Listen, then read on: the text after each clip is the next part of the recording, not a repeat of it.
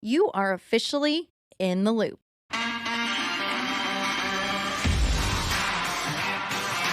You are now officially in the loop.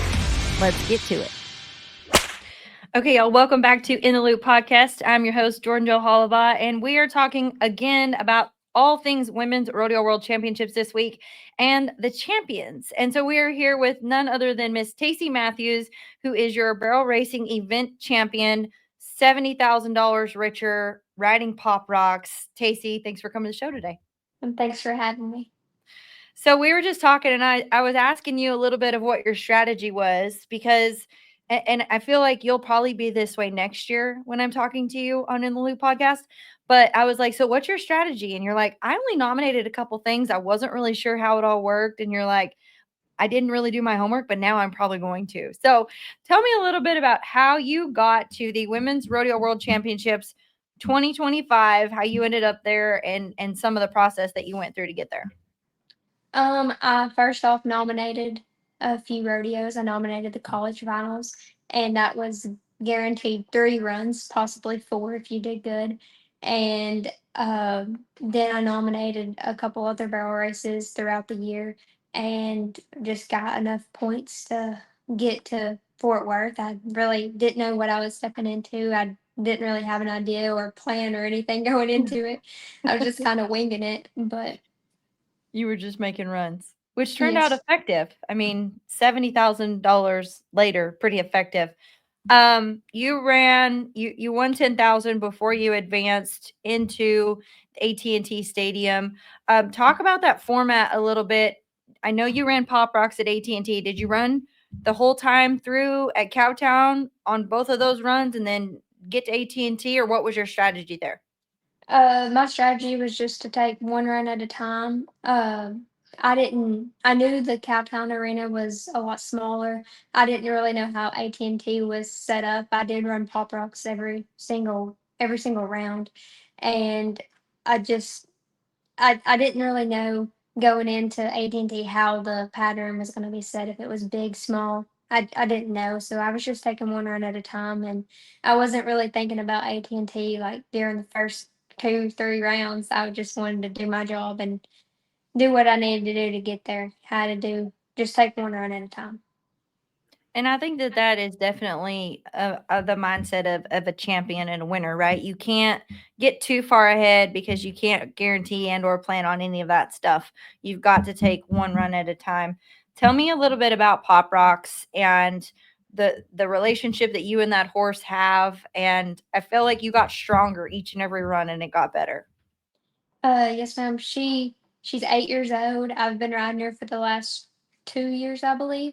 And just the confidence and the relationship you build with a horse, just being with them, and just every run you get to go down the alley, and she just gives me 110% every time, and it's just an incredible feeling that the bond we share.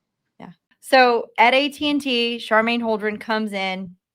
She runs the first 12-second run. She's a 12.9, and she's a limited barrel racer. Like, AT&T is just up in arms and screaming and all this stuff. She held it all the way till the very end. You were the last girl to go, and you come out and you're a 12.6. And the coolest thing I remember about that run, you obviously blasted, but then on top of that, Pop Rocks came out.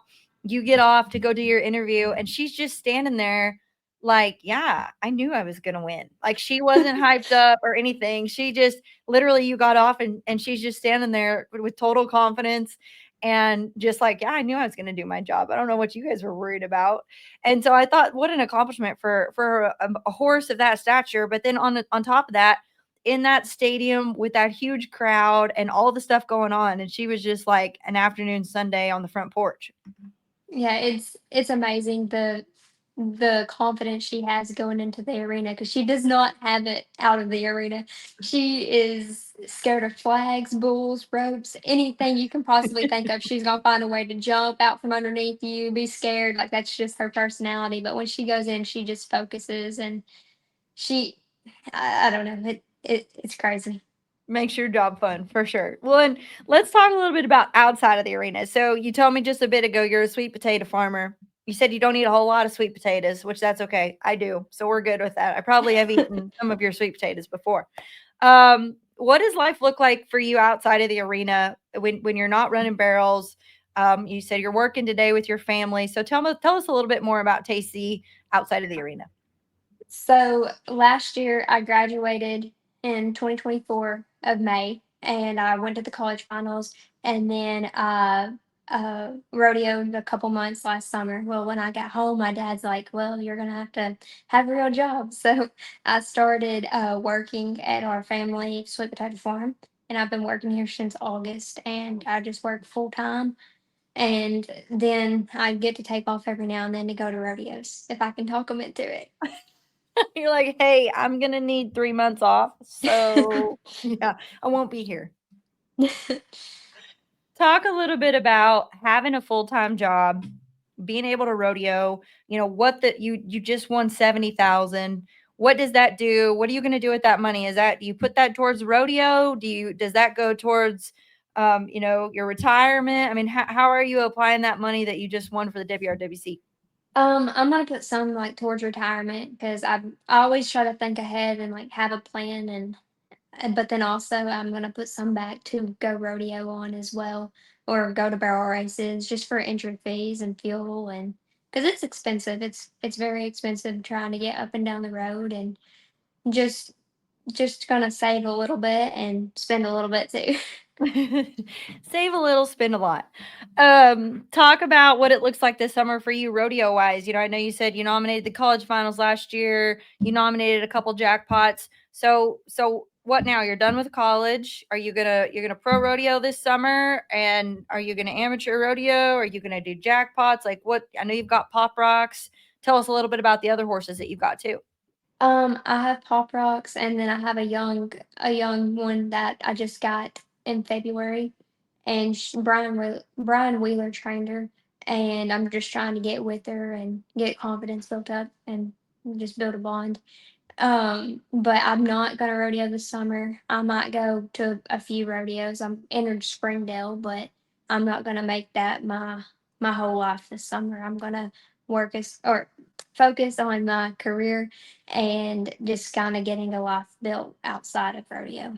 Outside of rodeo. Well, then I think that that is so neat to see is what what you've accomplished in the arena and then what you're building outside of the arena is so neat to see because to me that gives anybody and everybody hope that I think sometimes we have this misconception that you can't do anything else but rodeo or you can't do anything else but work and it's so neat to see that you're doing both, right? You're working full time as well as rodeo and you've had such success.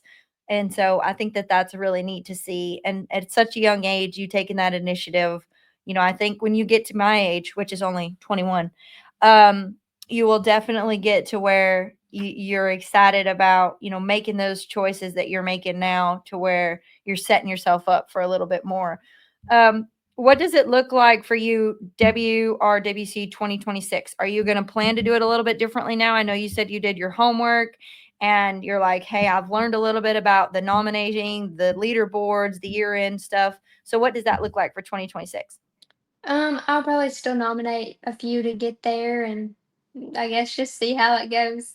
That's a whole year from now, so I don't really think that far ahead. I mean, I try to, but it's hard because I mean, you never know when your last run on a horse is going to be, and you don't want to take any run for granted. And just if it happens, it happens, and God has a plan, and whatever's we just ride the wave.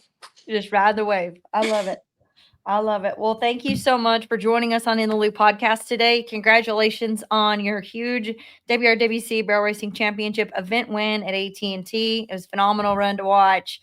Um, Best of luck this summer. Send me some sweet potatoes because I like sweet potatoes. So, go ahead and ship those to Springtown, Texas.